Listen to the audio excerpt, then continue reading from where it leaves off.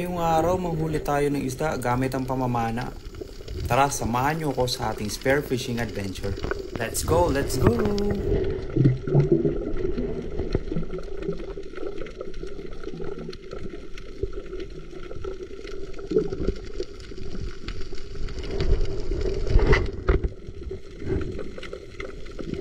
Ito nga pala ang unang isda sa araw na to.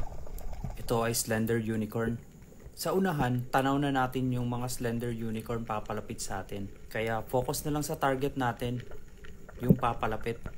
Kung gusto niyo ng mga ganitong content, follow na kayo sa ating page. Meron tayong iba't ibang fishing adventure. Ayun, sa pool! Meron tayong fish trap adventure, meron tayong spear fishing, at iba pa. Basta tungkol sa fishing. Salamat nga pala sa mga reactions nyo.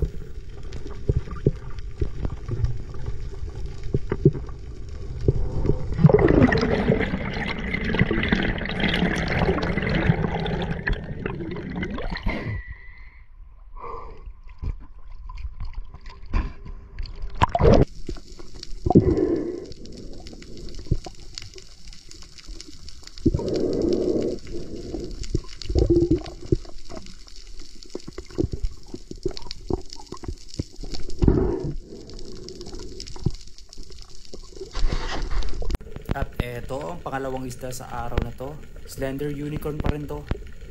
Ang taba ng mga isdang to. Ayun, sa pool. Sa di pa nakakaalam, family lang to ng surahan. Pilasan ng tawag dito sa amin yung mga isdang yan.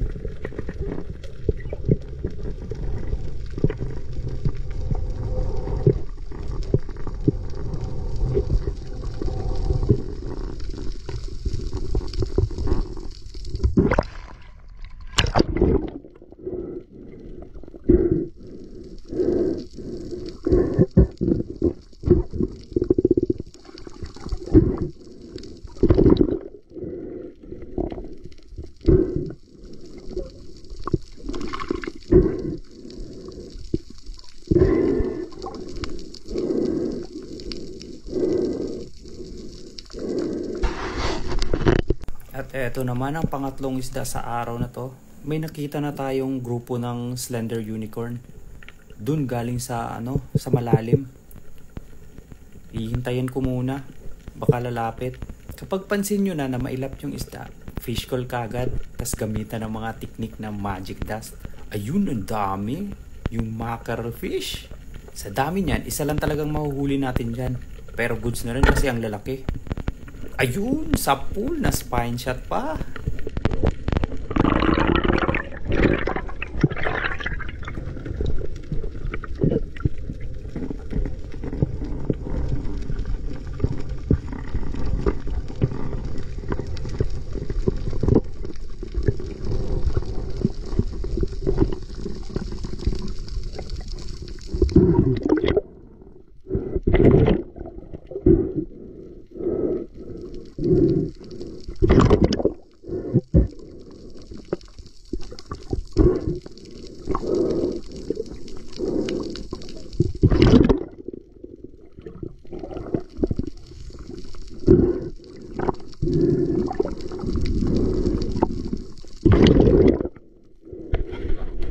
At ang pinakahuling isda, isang golden spotted na trevally.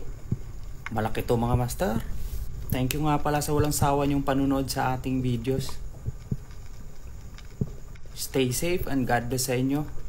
Thank you.